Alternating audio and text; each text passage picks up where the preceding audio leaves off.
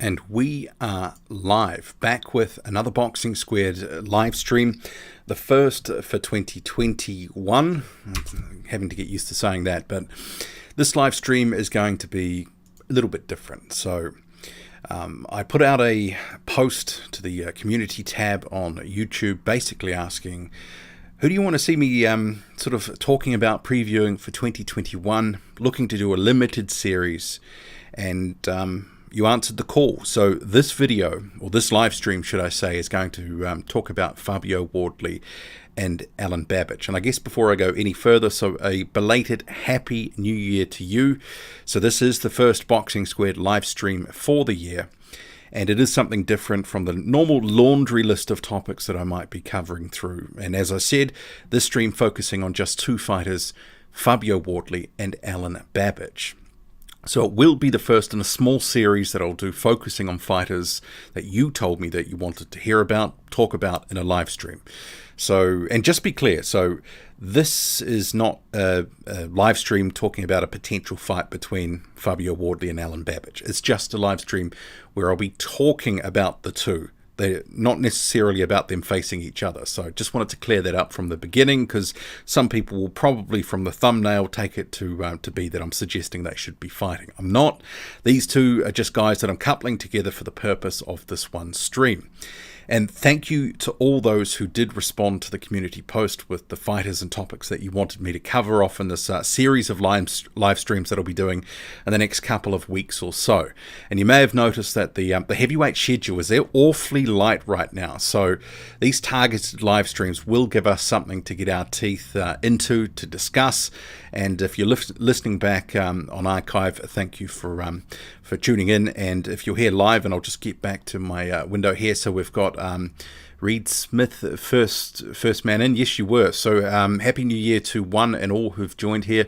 We've got Stoned Alligator, G-Man Boxing, Joseph Riddler.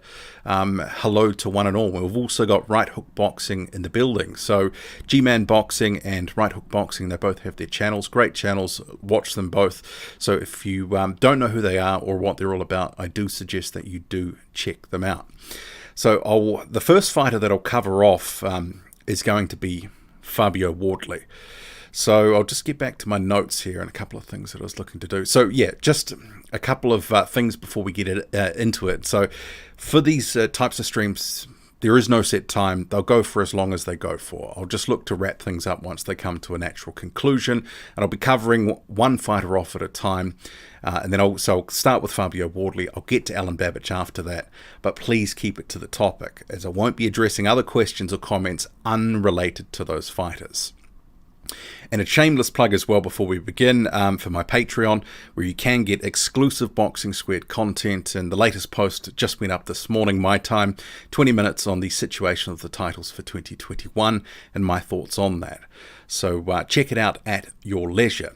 But we'll be covering Fabio Wardley first, and I'll just try to upload my thumbnail, because sometimes they don't seem to, from the software that I've got. I'm on OBS software. Okay, now I can actually go into the details. There was a bit of a delay there, but hopefully you've all had a good Christmas and New Year. I know that there are certain places where you've gone back into lockdown, so yeah, I do obviously send out my condolences for that if you're trapped inside or going a little bit stir crazy. So hopefully some of these live streams and some of the topics and content is going to give you a little bit something to get your teeth into. And I guess I'll also address, while I'm just updating the stuff at the back end here, have been a few questions that have been thrown my way. Why hasn't there been so much content recently? Obviously, I've had a few days off as well, and Christmas time, all that sort of stuff, summer here in New Zealand.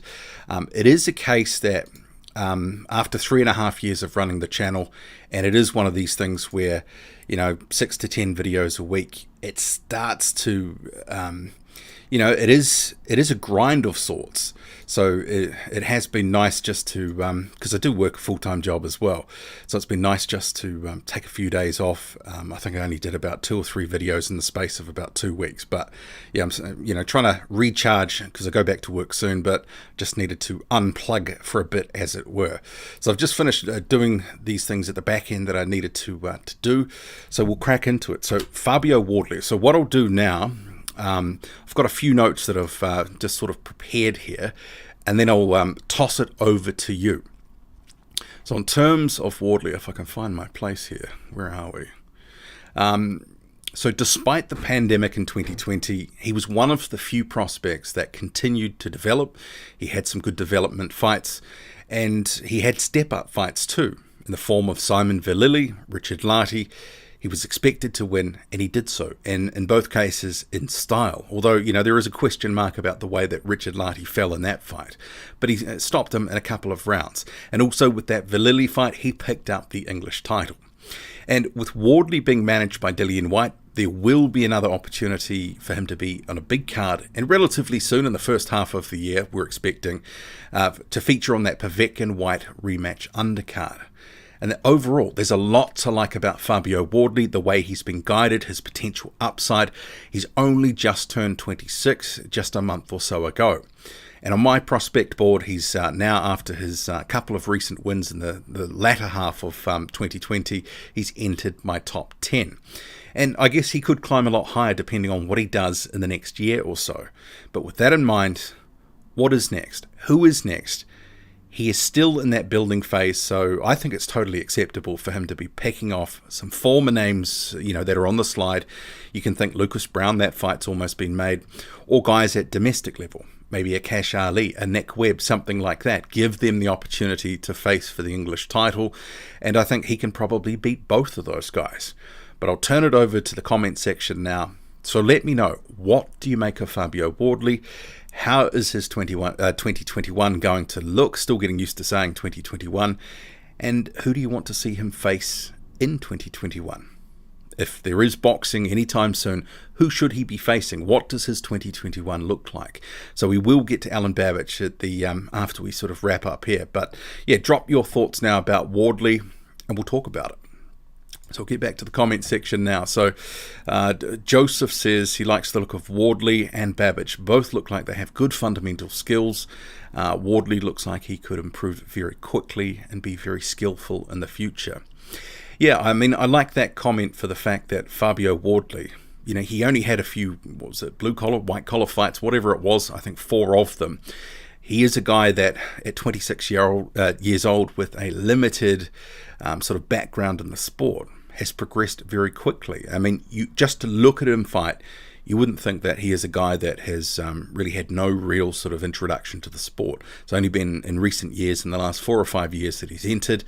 And obviously, like a guy like Bryant Jennings, who similarly took up boxing quite late, has sort of taken to it like a duck to water. So I've got a question from Callum here saying, where are you from? New Zealand. Emmett says, what I've seen of Fabio, he will go all the way. He looks like a really intelligent boxer. I know we have to wait till he's hit in that fight. Yeah, I mean, it's hard to project right now, being at 10-0, how far he can go. But clearly from where he's come to and the development, the obvious development that we can see, there is a lot of upside in Fabio Wardley. And he does look like an intelligent fighter. And I think we've seen in those Vallily and Richard Lartey fights, he's got good boxing ring IQ. He can actually be patient and wait for the right opportunities to strike. And that was something that I really liked about those performances. And sure, he was meant to win and win well, but you want to see some things that maybe you haven't seen before, or, little incremental sort of development in these sorts of prospects. And I think Wardley is making every poster winner so far. He's showing us that he is developing, that he is getting better. So, yeah, I mean, it's too early for me to say that he could compete at the world level, but obviously he's going in the right direction, and I think they are building him right too. It's not too fast, it's right fights at the right time. And I think even though some people will say, well, maybe Vallily and Lartey were a bit soft, I mean, you have to look at where he is, who he's been fighting. They were actually incremental steps up, so hopefully we see more steps. I mean, I think that guys like a Nick Webb, Cash Ali, I think he can beat them and beat them now.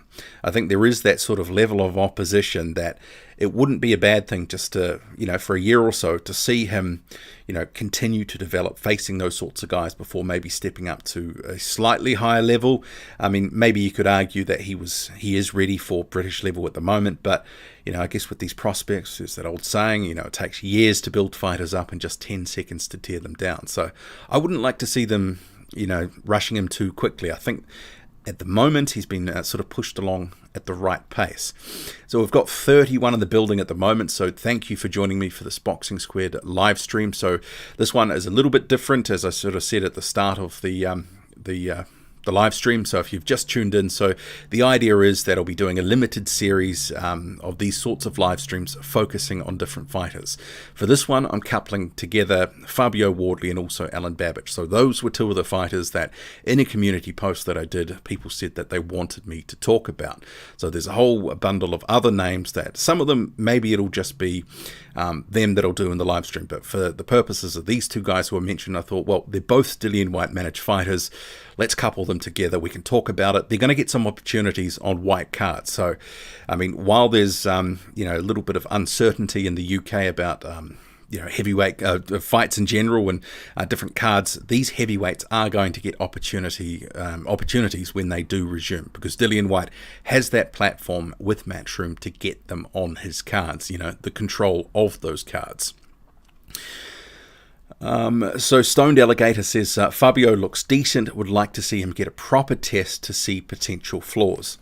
Well, I guess the question is, what is a proper test? I mean, bearing in mind the guy's 26, limited, background in the sport. He's an out-and-out prospect at the moment. He is the English champion, but those fights are at a certain level. So what is a proper test at this stage? I mean, is really a proper test, is that maybe a year or two away? Because he kind of has to wind through those gears. He has those incremental step-up fights. You don't want too much too soon.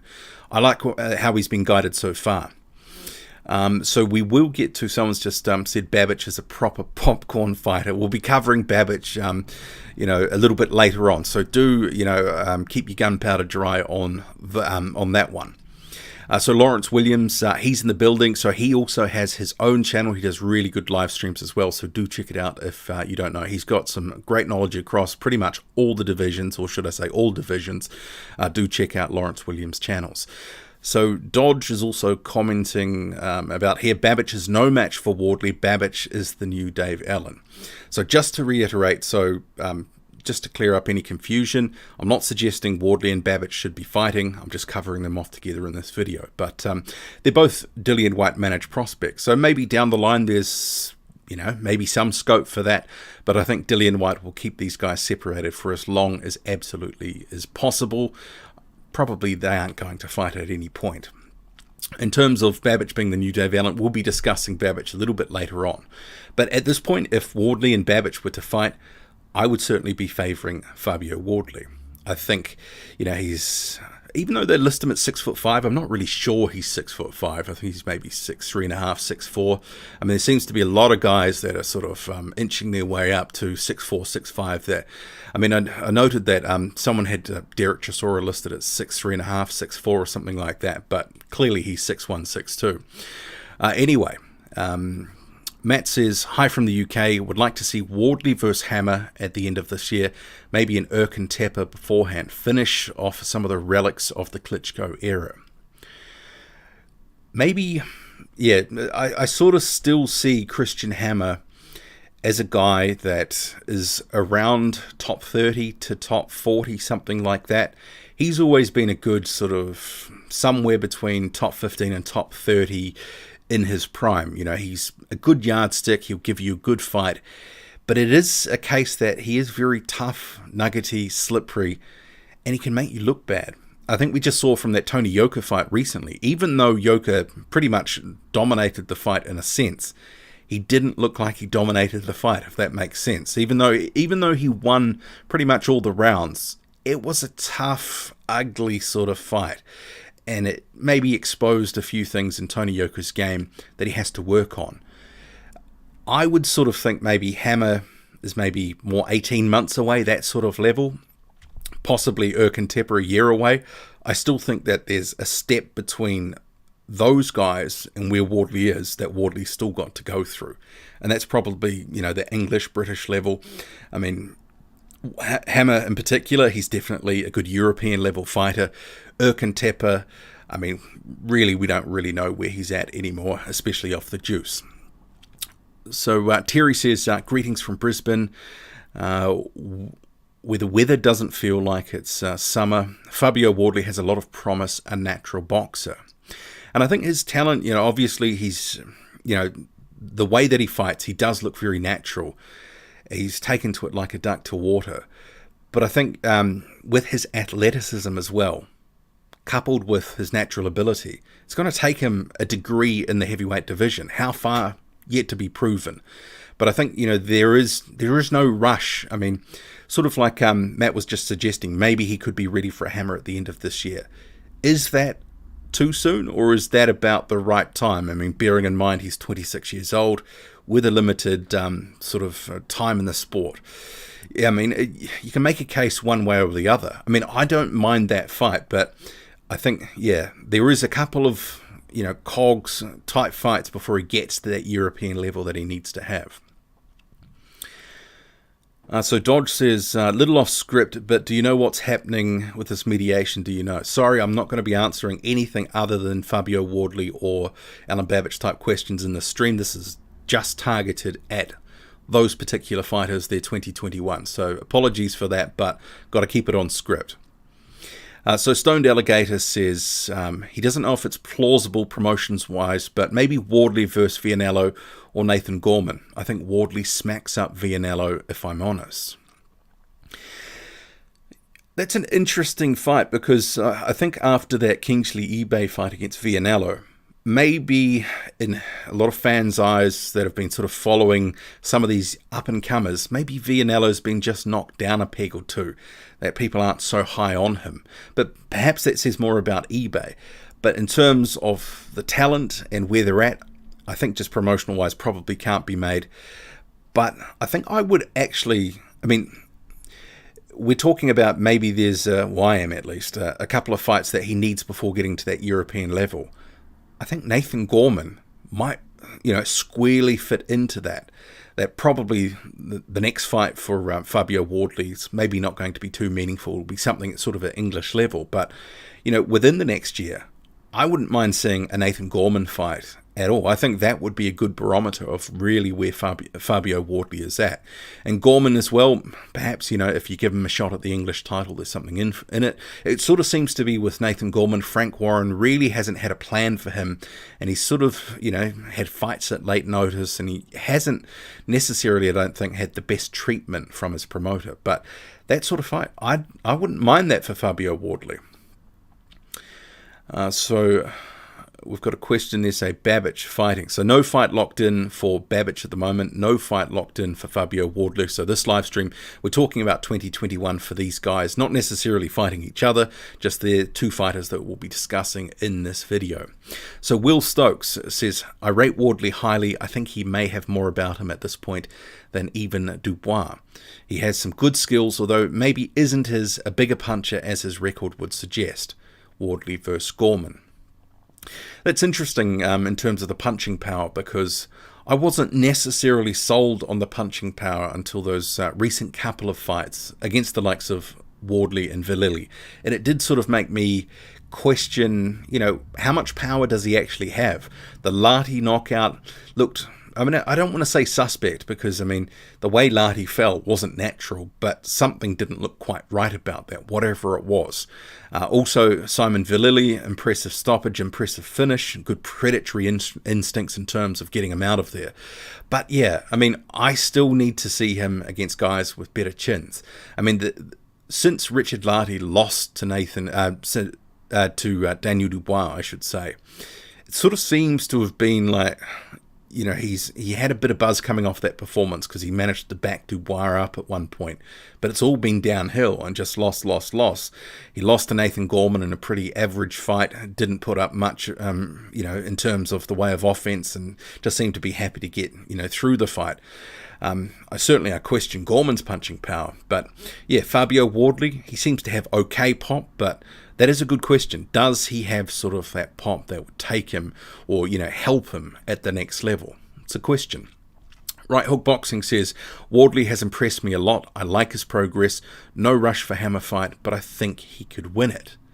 I think that would be an interesting fight even now, but I guess it's that, what's Dillian Whyte going to do with him? And we'll come to that later with Alen Babic, because, 10-0, there is no real rush at the moment, especially when you consider the other sort of what's happening in the division, where things are really at the moment, because, the situation with the titles, it's a bit clogged up, all that sort of stuff. You've got all sorts of people waiting for shots.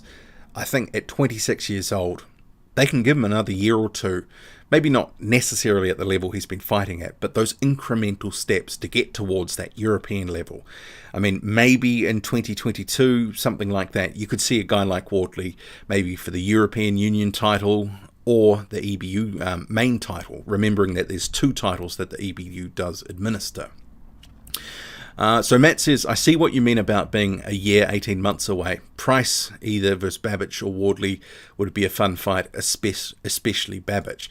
I'll come to that Price versus Babic fight a little bit later on, because I like that for a lot of reasons, and obviously Babic has talked about David Price's name, but I'm not necessarily convinced that it could actually sort of take place right now.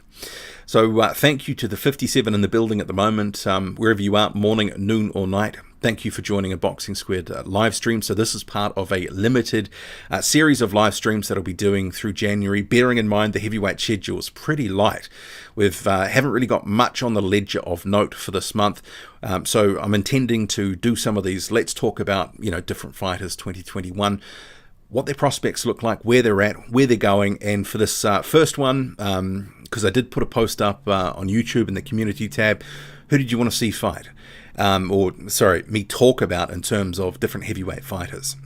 So I've coupled together Babic and Wardley, so I'm not suggesting that they should fight, but for the purposes of the stream, we're talking about these 2 different heavyweights. So as I said at the top of the stream, there's not necessarily any length of time that these sort of streams will go. It'll just be, once we've sort of run out everything out in terms of talking about Wardley, we'll move on to Babic. So I think we're almost at this point. But I'll just run through the comments here. So we've got Simon saying, I think an Alexander Dimitrenko can still be a good litmus test for either man. Yeah, I mean, I actually think that's probably not a bad shout. We know that Dimitrenko is a big guy. Was he 6'7", 6'6", something like that? He's a bit faded and jaded at this point, but he's got a bit of name recognition. He's sort of maybe a bit under European level at this point. But he can punch. We saw that against Adrian Grenard. He wrecked him in the first round with a big right hand. So it's not without danger. And those are those sorts of opponents, that real tall timber, but it's at a level where you can fight them, you can beat them, you can get something out of it. So actually, Alexander Dimitrenko, that's a good shout. I mean, I'm not sure what Dimitrenko is doing at this point. I mean, there's a number of fighters. I mean, think Alexander Flores. He was basically semi-retired, and they, dug him up for Luis Ortiz. So Dimitrenko has been out of the ring for a bit. Maybe they could, depending on, the scratch that they can sort of offer up for that one. I wouldn't mind that fight sort of, next. I think that's probably, perfectly adequate. I mean, maybe even a guy like a Mikhail Wallish, something like that. There's a number of guys like a Joe Joyce and Tony Yoka who've sort of, put some of these guys on their resumes. So Volt says, you didn't send... Okay, something else. Volt says, salute Boxing Squared. Salute to you too. So Ben says, sorry, late to the stream. What do you think will happen with Bridgerweight? Who will be the first fighters to commit to this weight? So this stream is just solely about Fabio Wardley and Alen Babic, so I'm not commenting on other things, but I mean, we'll get to that elsewhere. I'll probably do another general stream maybe at the end of this week or something like this. Actually, it's the end of the week now. It's Sunday my time. So in the next week or so, I'll just probably do a general stream. Emmett says, Nathan Gorman has had a tough 2 years with his kid really ill. That takes priority. I think in terms of in and out of the ring, Gorman has had it a bit tough. But Wardley-Gorman, I wouldn't mind that fight. TopHeavyweights.com, Gorman needs an upset win to get back in the mix. Big Boys Boxing, Happy New Year, team. Hopefully everyone is safe and well, and 59 in the building. So thank you for joining this Boxing Squared live stream. We're talking about Fabio Wardley, Alen Babic, their prospects. We're on Wardley at the moment, soon to move on to Alen Babic.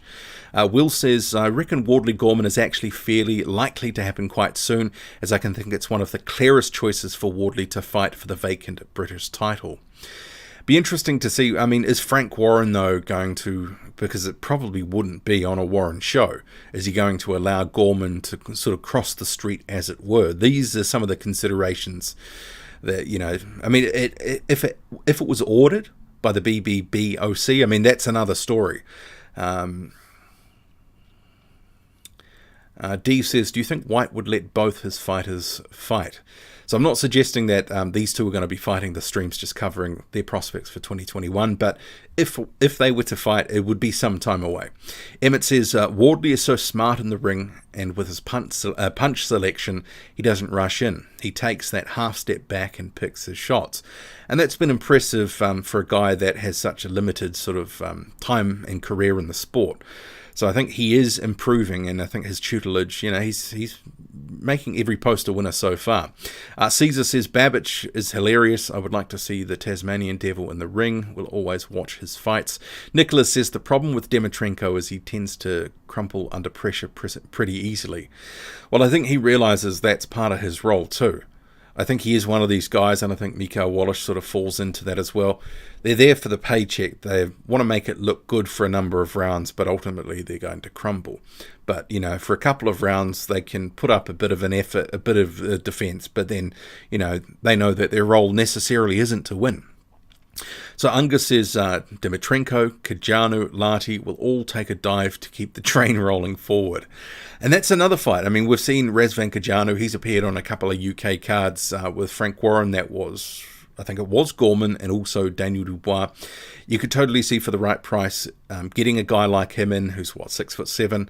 That's that sort of, you know, frame like a Dimitrenko. You want some of these young prospects in against. So I could see Wardley versus Kajanu. It really depends on because some of these guys do hold out for checks. So, you know, we'll see if they want to sort of stump up that sort of cash. But if Wardley is fighting on Dillian White's, you know, rematch undercard with Alexander Povetkin, there probably will be a bit more money in the pot to get him the sort of opponent that maybe he needs to be in with at this point in his career. And with Razvan Kajanu, I mean, depending on what sort of pop you've got, he can play that sparring partner role and, you know, go the distance. And guys that necessarily don't have that sort of punching power, like a Joseph Parker or Nathan Gorman, will be taking the distance. But others, like a Daniel Dubois, have got a bit more pop. You know, they can generally stop a guy like Kajanu.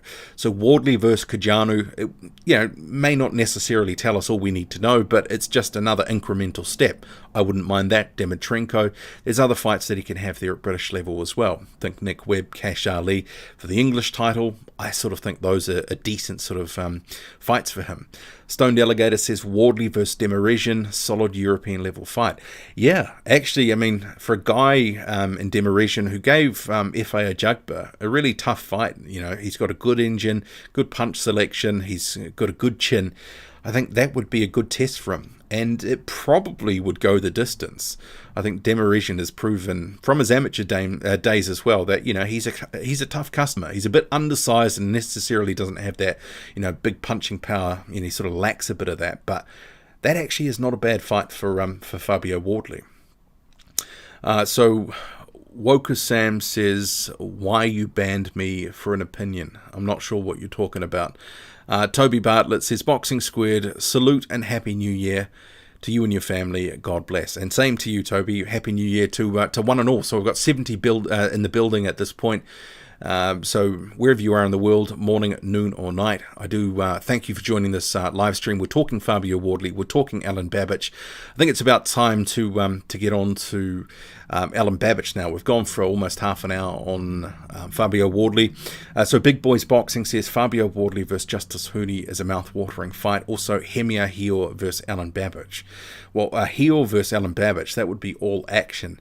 I guess it sort of depends on the paycheck. I mean, it's a little unclear what's happening with Hemiahil, but we'll have to see. I did contact his manager a little while ago, and it sort of said there was some news coming soon, but then Parker and Farr was sort of pushed back, so maybe he will make an appearance on that card, because he was meant to fight in December, but it sort of got pushed back.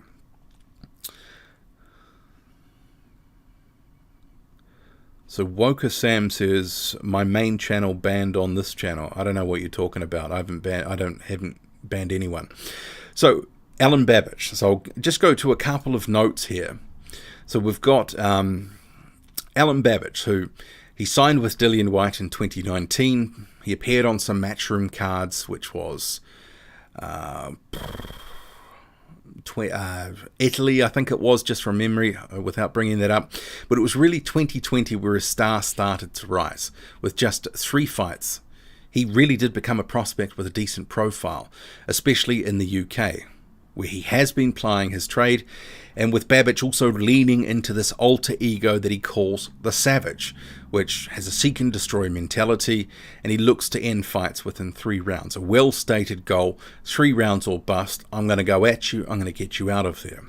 And it paid off for him. Those 3 fights in 2020 against Shaundell Winters, Niall Kennedy, Tom Little, all bundled out inside 3 rounds, all of which seemed to, a little bit shell-shocked against Babic, not really knowing how to deal with the Croatian, who probably could make cruiserweight if he wanted to. He was only just over the heavyweight limit, and a couple of those fights, that was before the WBC introduced Bridgerweight. So some are high on Babic after those performances. Others are a little sort of struggling to see past what looks to be a gimmick, don't really know what to make of him. Is he going to fall at the first true hurdle? And Babic himself, while he's just 6-0, he's been calling out the likes of David Price, Nick Webb, and others on a similar level. Whether he gets them, those fights, that's another story. I mean, I think at this point it's likely that he'll be fed similar, more affordable opponents to those that he's been working through thus far. So I'll turn it over to the comments now. Who can Alen Babic face in 2021? How far can he go? And I guess no matter what, I'm sure it's going to be an entertaining ride. So Alen Babic, drop your comments. What do you think is going to be happening in 2021? Okay, so where are we? So Force Ghost Fabio, he says Babic has fought 3 times in 2020. He has momentum. Yeah, he does. He does have some momentum, and some of that's also, propelled him on social media through the whole Savage, Alen the Savage Babic. And, I mean, a lot of people have been sort of saying, is this the new gimmick, the new Dave Allen? I mean, time will tell, based on what we've seen. He's got, a pretty decent engine. He's a bit, rough and sloppy, but ultimately he's been pretty effective. I mean, you contrast some of the performances from the likes of Shaundell Winters, who stopped a couple of prospects in 2019. Also, he took Joseph Parker 5 rounds to stop Shaundell Winters. Babic just, 2 or 3. And Shaundell Winters really looked shell-shocked, didn't really know what to do. So Unger says, don't see Babic being anything other than a gimmick a la Butterbean.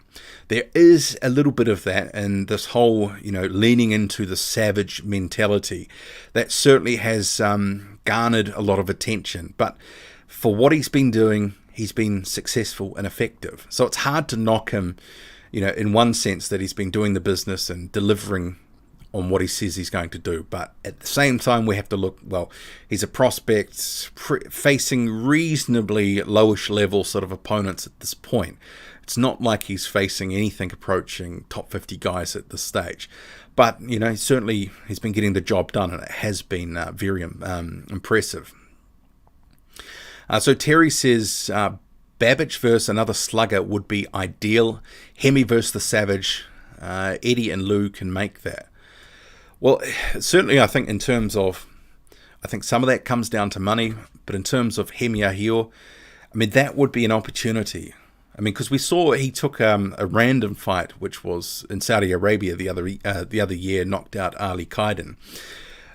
If he can get that sort of opportunity, Hemiahil, that would be a pretty savage sort of fight. And with a heel sort of punching power, Babic would have to be a little bit careful, but that would be an all-out war.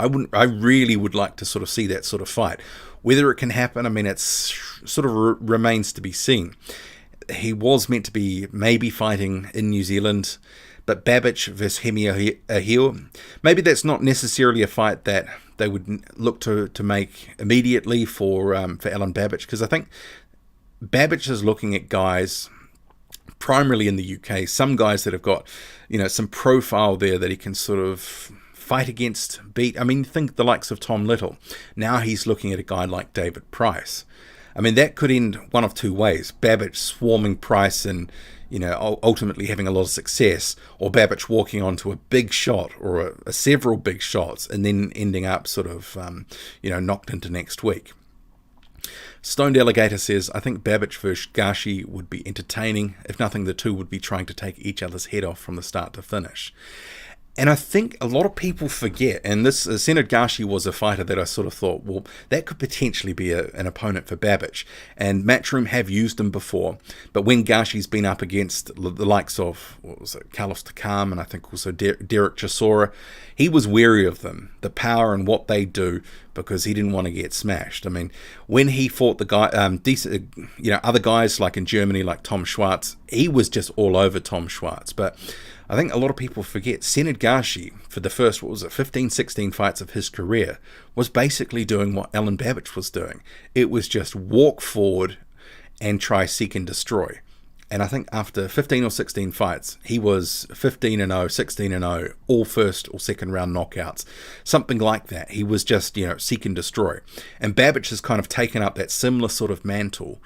And yeah, I mean, obviously just in a bigger market with bigger profile. And I'm not saying that Germany doesn't have a bigger market, but I mean, I think that the UK, with the cards that Babic has been on, he's gotten more exposure, because he was operating in obscurity in 2019, filling out some cards in Italy, all that sort of stuff. But he got on some big shows, or bigger shows, in Matchroom. It was a Fight Camp, all that sort of stuff, and then a couple of cards towards the back end of the year. And he was able to actually really build a name and a profile for himself, and just in 3 fights. I mean, it's hard to, sort of the momentum that he's got from 3 fights is really quite impressive. So Emmett says Babic is just too small for the big heavyweights, and he was blowing like hell after 3 rounds as he throws like a madman. Basic Babic should drop to cruiserweight. I guess the thing is, though, is it dropped to bridgerweight now? Because I don't even think Babic could make, if it was a WBC sanctioned fight, I'm not sure he could make 224. Not that he has to be that, but you know what I mean. We've seen Babic as low as 206. Sometimes he's been higher, 210, 215, that sort of stuff. But Babic versus Gashi, I like that. I think that's quite a competitive fight. If Senad Gashi, when he wants to hold his feet and trade, he can be entertaining. I think those Chisora and Takam fights, they were just at a level that he really wasn't at. And it's that sort of thing with Derek Chisora. If he faced Alen Babic, I'd pick Chisora to destroy him. But I think Babic versus Gashi, yeah, I like that. That's a good call there, Stoned Alligator. So just covered that. So Right Hook Boxing says, I enjoy watching Babic's fights. How long do you think that they'll keep him at a lower level of opposition? I think they might sponge it for a while. Yeah, I think there's going to be a disconnection from reality and the sort of the hype and the chat that's happening. The two will operate at sort of different levels. They might be talking about, I want David Price, I want all these different fights, but the reality is he's probably going to get guys that, similar to Tom Little, maybe at that level. I mean, a couple of guys that I named earlier, I mean, I could see Alen Babic, maybe Cash Ali at some point, but I still think he's, they're going to try, because this has been working really effectively. I mean, he's a lower card filler that offers some entertainment. It's one of those things that they are going to, I think, much the same as Dave Allen, but obviously I think Allen's had a bigger and better profile. But it's not to say that Babic can't create that same sort of profile, obviously, because he's been developing this persona. But I do think that whatever we see this year is not necessarily going to be, the biggest and brightest and best fights. And when you consider how many fights he's got on the ledger, who he's been fighting, I think for a prospect, yeah, it's been okay opposition, but it's not exactly like Tony Yoka, who's been facing much better competition at a much higher level. I think they're just going to, like you say, sponge it for a while. They're just going to try, squeeze every last drop out of, this developing thing. I mean, maybe at some point you'll see a Kamil Sokolowski or something like that. I think someone else has mentioned that in the chat. So Ben says, Babic vs. Hrgovic, odds on that ever happening? Maybe remote. I mean, there's no money in that for Filip Hrgovic. Plus, also, Hrgovic would probably bury him. Not a good fight for him.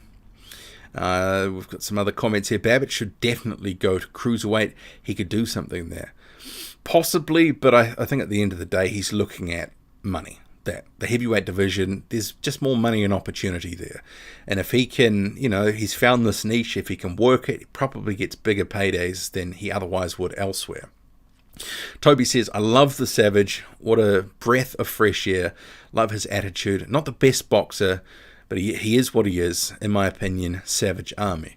And I think, a lot of people, there are some people that are drinking the Kool-Aid that think this guy is the next big thing. But I think for a lot of us, we like watching Alen Babic. It's going to be entertaining for however long it lasts. And it kind of is, almost akin to some sort of street fight. And, I'm partial to, say, going on YouTube and watching up, best street knockouts and all that sort of stuff. And we kind of, what he's doing is, similar to that. It's not, all pure and technical. It's just kind of go out there and just try to knock someone's head off. So Jordan says he loves Babic. I probably overrated, but he has earned it. He is wild and not familiar, but I love it. Toby says, Jordan, salute my brother. Hope you're good. Yefit says, Babic vs. Wilder would be entertaining. Well, that might be that body that Wilder's seeking if that ever happened. I think Babic has got a couple of years of development. He'd have to, if he was to ever get that fight, he'd have to tighten up. That's, I can't see that realistically happening. Simon says, I think Babic said in an interview with Boxing Social that he was probably going to fight Eric Molina next. That's I guess at this stage of Molina's career, he's a husk of a husk. I think that's probably a likely fight. Matchroom has managed to get Molina for a couple of different fights in the USA and also the UK. He also, part of the reason maybe to get Molina is they want to create some sort of narrative and compare and contrast to what Filip Hrgovic did to him. Remembering that Hrgovic dominated and decimated Molina back in 2019. I think Eric Molina at this point, he's pretty shot. So actually, I don't mind that for Alen Babic. Bearing in mind, he's only had 6 fights. So that's not a bad opponent for him. Daniel says defrost Dave Allen for Babic. Yeah, it'll be interesting to see, because if Dave Allen, he's currently retired, will he come back? Potentially. Maybe for the right money. Could they dig up enough money for a Babic and Allen fight? I'm not so sure. But given that, we saw Dave Allen put up that clip where he sort of said, Alexander Usyk, he's sparring with him, and Usyk sort of caught him with a big straight left, and he did a big snort, and Dave Allen basically said, he was knocked out on his feet, but he kept going, and he couldn't remember that. It was only when he saw it back on tape, etc. So maybe he's taken a lot of punishment. If he was to come back, it might be right fight at the right time for a guy like Alen Babic. Certainly, I think it would be fun. Right Hook Boxing says he's already fed up with the alter ego. Yeah, some of that sort of stuff, when some of these guys have these alter egos, it does get tired first, because you start to see it everywhere. It does get a bit tiresome at some points. But we've got 69 in the building, wherever you are. Thank you. Morning, noon or night, wherever you are. Hope you're having a good one. remember, please smash that the like button. That would be much appreciated. We're 43 minutes into the stream. Maybe go for another 15 or so, just working through the comments here. Unga says, not knocking Babic, comparing him to Butterbean, has built a good cult following, fun to watch, will never be a world beater. Yeah, I think that's a good assessment, that he's got a good niche for himself, and that, he knows what works. And I think his promoters as well, they know what works and what sort of opponents he can be in with. Eventually, they'll probably have to put him up against something that they know he can't win, but that might be the cash in or the cash out fight, depending on which way you want to look at it. TopHeavyweights.com says, great webpage actually as well. Often features some of my videos too, so I thank you for that, sir. He says, Babic versus Zhili Zhang, who's for real? That's an interesting fight in a way too, because it's one of these sort of things that Zhang's last fight versus Devin Vargas, I wasn't really that impressed. I mean, he's clearly got some good skills, but he also looked a bit slow, a bit flat-footed. He'd have the height and the reach against Alen Babic, that's for sure. But trying to combat that sort of just wild swinging, street fighter sort of style and mentality, that would be quite a fun watch. I'm not sure if they'd be willing to sort of toss Babic in with him at this point, or vice versa. But that's an interesting shout. So Caesar says, I'll take Babic over Schwartz, Farr or Brown, all of which would boost his standing considerably. Yeah, Tom Schwartz, that would be an interest. I mean, because Schwartz is actually at domestic level. He's got some talent. At German domestic level, which I guess is comparable to English domestic level, he has his level. Is Alen Babic anything above what most of us would consider domestic level? That's the question. Or is he at that sort of, more towards European level? I wouldn't have thought so at this point based on what he's done, but yeah, that would be an interesting fight. I mean, I think Tom Schwartz would probably fancy his chances in that fight too. Elifas quadruple 3 says Babic versus Kovnatsky.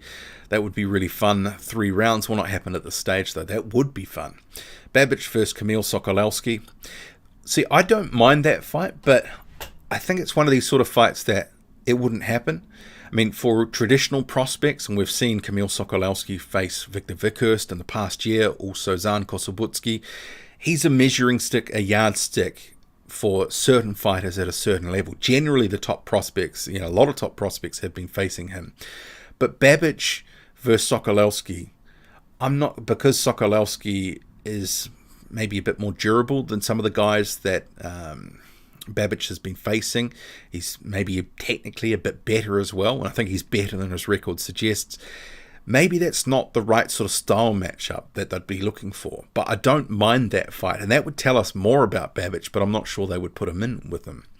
Babic fights are like robot wars. Yeah, a little bit. That's a good comment. Toby says you get rough diamonds, but Babic, my rough bit of granite. Caesar says Gashi had a go against Takam, but just hugged Chisora to a ball first, did not even try to hit him. Yeah, that wasn't a great fight, and it was one of those sort of fights as well that it again proved that Derek Chisora, struggles to cut off the ring.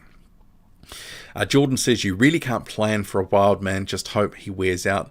That I'm a stronger man shows so far. Yeah, it's sort of the guys that have sort of fought him, at least in 2020, it was, Shaundale Winters just really didn't seem to know what to do. He seemed a bit shell-shocked.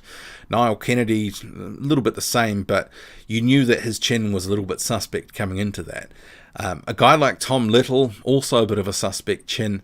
His strategy was to, just see if he wears out. But in between times, he wasn't throwing any punches to try also wear out Alen Babic. So I think if Little had been counterpunching a bit more and been doing a bit more, it would have been interesting if it could have gone another few rounds. But at least we know that Babic is on a level higher than Tom Little. Ben says Babic versus Bacoli. Bacoli looked terrible in his last fight. Don't see him moving very quickly. Yeah, I wasn't that impressed with Bacoli in that last fight either. Top Heavyweights says ignore Bridgerweight. If we all do, it will just fade away. Well, I'm glad to see that at least the other sanctioning bodies haven't moved yet. But I guess if the pandemic continues to really make boxing struggle to an extent. I could see them following suit because they'll be like, look, we're down on review at the moment, let's put it in another division. Forsco's Fabio says, rename it to... Okay, Bridgerweight comment there. Woker Sam says, Big boys boxing, Gashi is fun until he gets hit, then he shells up and runs away. I heard people say this about sparring sessions prior to him fighting in the UK. Well, I think Gashi is a similar sort of case. He's got a level. We sort of have established where his level is at. German domestic level, which is probably akin to maybe English level or maybe something a little bit lower. I don't know. Babic, he obviously was an amateur. He didn't have a stellar career, but he was decent. I mean, we're still at the pro level trying to establish where he's at. Will says Babic is like a wind-up clockwork toy, flat out until the spring fully unwinds, but we haven't seen the spring fully unwound yet. Just a matter of time. Jordan says, God bless the man who takes Babic that far. Toby says, okay, responding to someone else's comment there. Babic versus Okoli. Oh, that's... I think Okoli probably decimates him. Those long levers. Even though Okoli has much maligned for some of his really sucking the air out of the building type fights that he's had in the past couple of years, I think he'd be too much for Alen Babic. I don't even think that's competitive. Iman says, I think Babic might get a little further than people think. Not that he'll win a world title, but I think he can get to European level if matched right. And I think that's what it's going to come down to, because at the moment he's 6-0. It's more of a gimmick than substance, but he's been beating the guys that have been put in front of him, and mostly, he's been super effective. That style's not going to work with everyone, so it is going to come down to matchmaking. And that's why it's sort of like before I was thinking, is the Kamil Sokolowski matchup, is that the right style matchup for him? Maybe not. Toby says, if Babic is on an undercard, who's not going to watch it? And I think that's, even though, people aren't necessarily sold on him at the moment, he is fun. You cannot deny that. He is very fun to watch. Unga says he may be lucky... He may be lucky to pick up a European belt, but it'll be at the weak end of the European level. Yeah, I think that's a good comment. Top Heavyweight says Wilder fought at 212 and dropped Tyson Fury twice. What else needs to be said? Why another weight class? Stoned Alligator says, even if Babic doesn't go much higher than the level he's at right now, he could still be a solid gatekeeper for those up-and-coming Brits. Yeah, I mean, that could be where, there'll be different stages of his career, and I think we haven't really sort of seen it yet in terms of, because he's still on that, and people forget, Dave Allen, I think he got to something like 10-0 before he ultimately was fed to, Luis Ortiz, or whoever it was first that beat him. I think we're going to see a phase of his career where they're just going to keep matching him, fights that they think that he can win in. The guys that he's facing are not big heavyweights. Maybe their chin is considered to be a little bit suspect. Guys that they think he can beat. They'll just keep building him up. Eventually they'll put him to some point where he can't win. But I don't know if that point's going to come in the next year or so. I think they're going to try ring every last, as Right Hook Boxing said, they'll try to sponge it for a bit. TopHeavyweights.com says, if matched correctly, Babic can make it to the top 30. Yeah, and I think we've seen guys make it to the top 30 before. A la Mahmoud Shah, who's just never really been that good. But there will be some matchups that he can look good in and win in terms of Babic that might be able to sort of get him into that sort of top 30, top 40 level. Based on who he's fought so far, you might arguably say that he's already at about top 50 level. Beating Shondale Winters, although now he's, after that 2019 where he had a couple of good upsets and then he got knocked out by Joseph Parker, you can say, yeah, sure, he's a bit faded. He was almost 40 at the time, whatever. But Winters was still in the top 100. So there is something to be said for, he's got some barometer. He's at least inside the top 100, probably maybe somewhere between 50 and 60 maybe. Is that fair? Is Alen Babic at this point somewhere between top 50 and top 60? Let me know. So Right Hook Boxing says, very late here, great stream, I'm off, hit the like button folks, yes please. So Right Hook Boxing, as I mentioned, he's got his own channel. Do check him out if you don't already know. He's got a great channel, great content. So thank you, Right Hook, for joining. So 74 in the building. Smash that like button, please. That would be much appreciated. Stoned Alligator says Zhang will get smoked against a quality opponent. Jordan says Babic is already at number 7 at Bridgerweight. I wonder if they asked him about that, because he's made it clear he wants to fight at heavyweight, but I guess if they offered him a title, that's another story. Force Ghost Fabio says Schwartz doesn't have enough talent to throw a six-pack combo, he just doesn't have heart. But him versus Babic, that could be an interesting fight. Big Boys Boxing says Babic versus Caballero. Well, I think Caballero would just have too much for him. Would be, too much class. G-Man Boxing says, if I was matchmaker, I wouldn't put Babic in with Sokolowski yet. Yeah, that could be one of those banana skin fights, and I'm not necessarily sure the style matchup is what they would be looking to put him in with at this point, because he's more technically correct. He's actually, his left hook is pretty, it can hurt, and it's knocked out a number of prospects so far. But I'm interested to see Babic's chin being tested at some point. This is why some of these, I could see them at some point in the next year trying to look for like a Nick Webb fight. Babic himself has called out Nick Webb, said he wants that fight. Webb has one of those sort of chins where it's a little bit suspect. He's been obviously KO'd a couple of times now. I think that would be an interesting fight. But it's one of those ones that it's a better matchup style-wise for Babic than maybe a Sokolowski. Daniel Burr says, are they fighting? I just got here. No. So this stream, so I put out a post on the community tab a couple of days ago saying, looking to do some different live streams in January. The sort of focus on 2021, different fighters, something a little bit different. But some of the comments, people wanted to talk about Fabio Wardley, wanted to talk about Alen Babic. And maybe I wouldn't do a normal, just a stream on either by themselves, but I thought, well, I'll put them together and I think we can get a decent stream out of it. And we've been going for almost an hour now, so maybe in the next 5 minutes or so we'll wrap it up. But yeah, Alen Babic, he's got a place in the heavyweight division. Maybe we haven't quite established his true level yet, but he's got to be fun and exciting. Probably pretty well matched for the next year or so. Fabio Wardley, as I was mentioning at the top of the first half hour, he's obviously been coming through quite nicely, and I do have him at the back end of my top 10 prospects. And someone asked earlier, will I be doing a prospects video? Yes, I've already started that. Even though I only did, I think in the last couple of weeks, 2 or 3 videos for the YouTube channel, and I've still been doing my usual Patreon content. I've actually started about 3 or 4 different videos, but I'm just doing little bits and pieces. But I just had to have a bit of a break, and with so little boxing on at the moment in the heavyweight division, it was a good time just to try to take a couple of days off and just refresh a little bit, because I've got work coming up soon too, starting back tomorrow. So, well, I started back this week, but it'll be more like a normal work day. The first week back after Christmas is always a little bit light, so yeah, so it'll be getting back into it, back to the routine.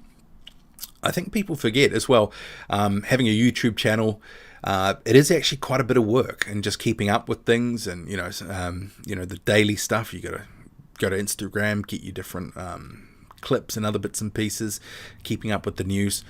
It turns into a bit of a grind, and you have to remember it's a marathon, not a sprint. So sometimes taking a few days off here and there, it's good for the soul. Getting back down to the comments, so Top Heavyweight says, if Babic keeps getting better and puts on some weight, who knows? Well, I think the thing is, if he puts on some weight, what sort of weight are we talking about? Is it muscle? Or I think part of his style right now is because he is, 6'1", 6'2", he's a smaller heavyweight, he's a bit lighter. I think if he puts on a bit of weight, that's going to slow him down and maybe not necessarily be beneficial for the way he's trying to fight right now. Because I don't necessarily think he's terribly athletic, and I think if he puts on weight, it may end up just being sort of fleshy weight that, you kind of go, looks like he hasn't been training as hard. So Daniel Burr says he requested info on Wardley. Thanks for going with it. Yes, Daniel was one of the people who did drop a comment about who he wanted to hear me talk about in some of these streams. So there will be some streams where maybe we'll just focus on one fighter. But I think there's a couple. Someone's mentioned Hemia Hill, and I think Joseph Parker and a few others. Maybe I'll bundle those together. But if you did want to hear about Joseph Parker, I did actually do a video a couple of weeks ago, sort of around New new year called the Lost Year. Another lost year for Joseph Parker. But this stream isn't about him. So Da Vinci says Tyson should fight Babic. Now, that would be interesting. Nicholas says Sokolowski is a bad stylistically for Babic. Yeah, I'm lean that way as well. Will Magic Man says, just imagine if Babic was 6'6" and 270 pounds. He'd steamroll a lot of them. Well, I guess if he was that big and that heavy, he may not necessarily have, the ability to fight in the sort of style the way that he does. But if he was another 3 or 4 inches taller but similar sort of weight, it would also be quite a handful because he'd have a much bigger reach as well. Babic versus Areola would be exciting.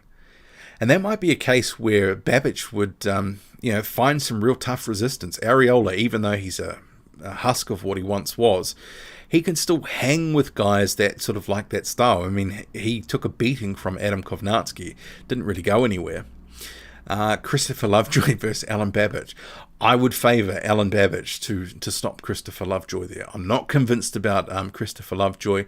And if you saw that video that I did previewing this fight with that he's allegedly meant to be having with Berman Stavern, there is some footage that did actually sort of wind up on Twitter sort of at the end of last year when he was meant to face Dave Allen. So I did include some of that.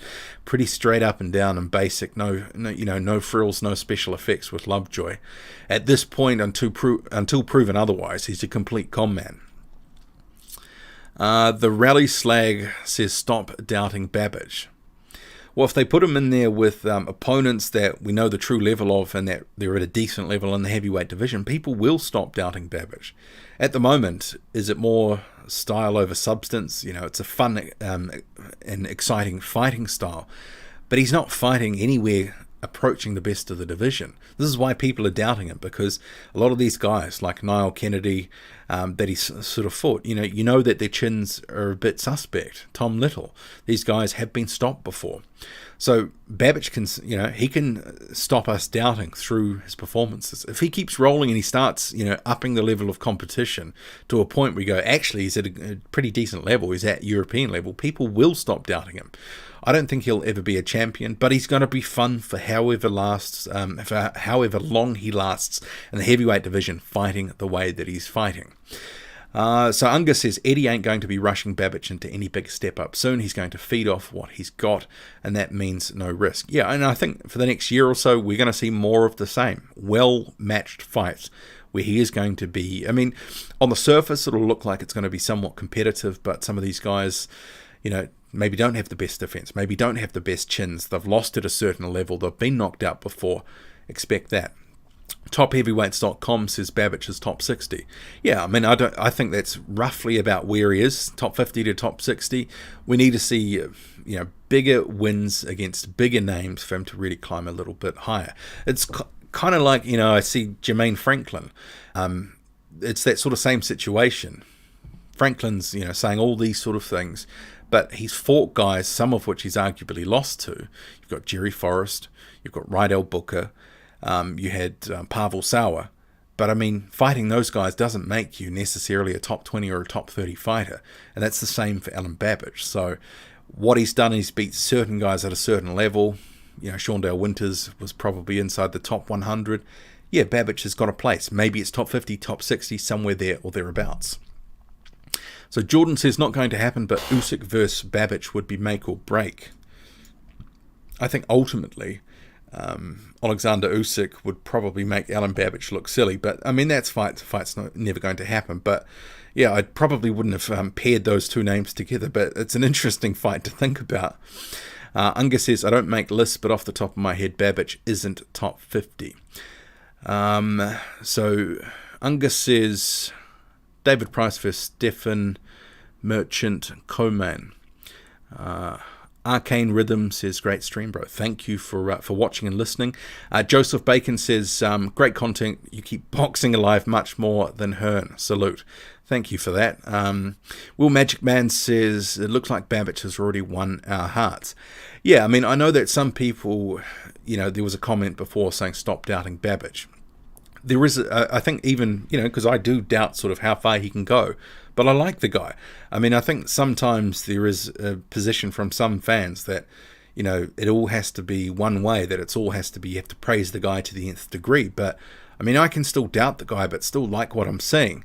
I mean, it's just casting a critical eye over the performances and what he's doing so far and keeping my expectations in check. I like watching him fight. He's exciting. But at the same time, I think he could, only go so far in the heavyweight division. That's just what I'm, figure at this point. Need to see more. So Adam says, just joined, mate. Apologies if I asked something that's already been asked already. No, that's okay. So we're just talking about Alen Babic and Fabio Wardley. So we did Wardley for the first half hour of the stream. So we're not talking about them fighting each other. Just them, what they're doing, what they're up to. 2021, what does it look like? And we've been had a healthy sort of debate about Alen Babic, where he's at, what he's been doing, and some really interesting fights that he could potentially be in. Someone mentioned Senad Gashi earlier. I think that's a very competitive matchup if they make that one. Will Magic Man says, okay, talking to someone else there. So Stoned Alligator says, Babic beating up Grandpa Brown would be funny. That would be quite an interesting fight. I think that it would be one of these cases. Babic would just be teeing off.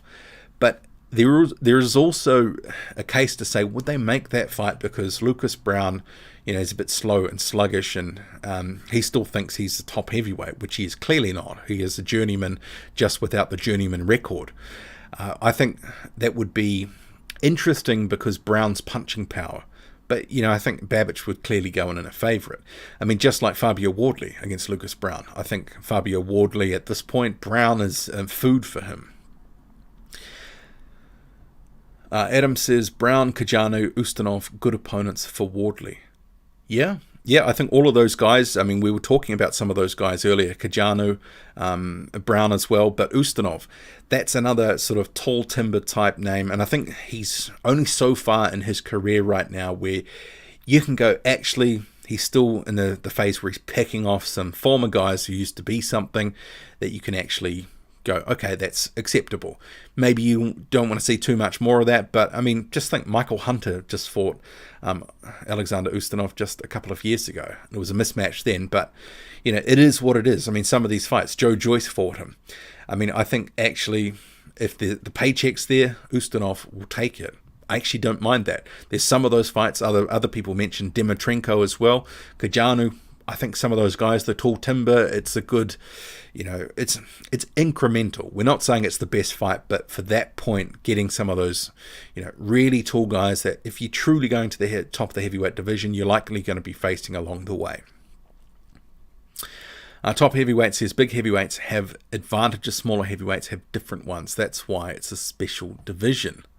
And like top heavyweights said before, where he was chastising Bridgerweight, someone can still be, a relatively light frame like a Deontay Wilder, but you can still carry that power. Lily says Tony Yoka versus Fabio Wardley. It's probably not where they're looking to take Wardley at this point. Yoka, although they've got roughly the same fights, is on a much different trajectory, and I think the whole promotional thing would prohibit that fight. If they were to have that sort of fight, that's 2 or 3 years away when they're sort of fully matured heavyweights. Tommy says Huey Fury versus Hunter for me. Adam says, okay, so just this stream is just solely about Alen Babic and Fabio Wardley. So apologies, I'm just trying to limit these to keep it as this series that I'm starting up. But I will do a more general stream inside the next few days, week or so. Babic versus Peter Griffin, the huge chicken from Family Guy. Now that's funny. Adam says, okay, got a few non-related comments, so I'm just sorry, apologies, I've got to skip past that, otherwise I get sidetracked. Stoned Alligator said that Babic made Winters look silly. He did. Yeah, I mean, it certainly begs the question whether that performance by Babic exposed Shondell Winters and some of his shortcomings, or does that make, because you can make comparisons between the performance by Babic and also maybe how tentative Joseph Parker was for points in their fight. Arcane Rhythm says Babic is a popcorn fighter. He's WWE, looks like the Warlord. Well, it's a good gimmick so far, and he's certainly, he's cutting out a good niche for him. He's exciting to watch. I'm doubting how far he can go, but, I'm going to have fun watching him. Toby says, don't you think that was a disgrace from Little? Because if it's true, why knowingly waste your career? Not sure what that's in reference to. Debyaka says, why is Babic at heavyweight, though, when he could legit challenge for titles at cruiserweight? He's a no-hoper at heavyweight. Well, I think pure and simple, it's down to there's more money at heavyweight. I think that's just really how simple it is.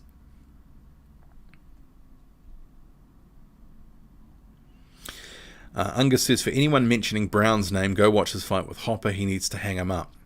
He's food. And I think for guys like Wardley and Babic, totally is. At this point, Brown, as I said just a moment ago, he's a journeyman without the journeyman record.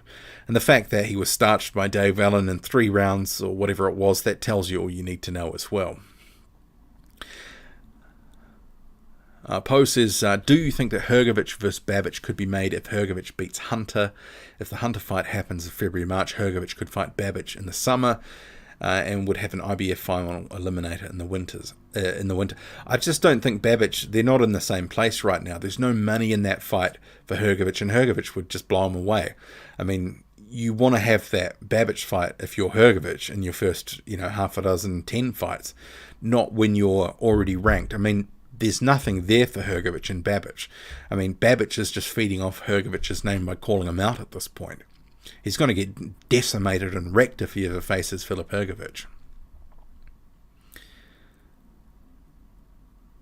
Babic versus winner of Char versus Bryant. Babic versus Huey Fury. Well, I think Huey Fury wins that pretty comfortably, actually. Adam says a Coley versus Babic, who wins at Cruiser. A Coley just destroys him. Someone actually mentioned that earlier, actually. So Jordan says his bad, Babic army only today. So Michael says, big shout out from Inverness, Scotland. Thank you for joining me, Michael. So we've got 71 in the building. So wherever you are, morning, noon or night, I do thank you for joining this first Boxing Squared live stream for 2020. So this is the first in a limited series over the next couple of weeks. I mean, it's a pretty light schedule at heavyweight. There's not much going on in January. We do have this Trevor Bryan and Mahmoud Shah fight at the end of the month, but until then, it's a bit light. So I've taken a little bit of time off, but I am planning to do some of these live streams, different fighters.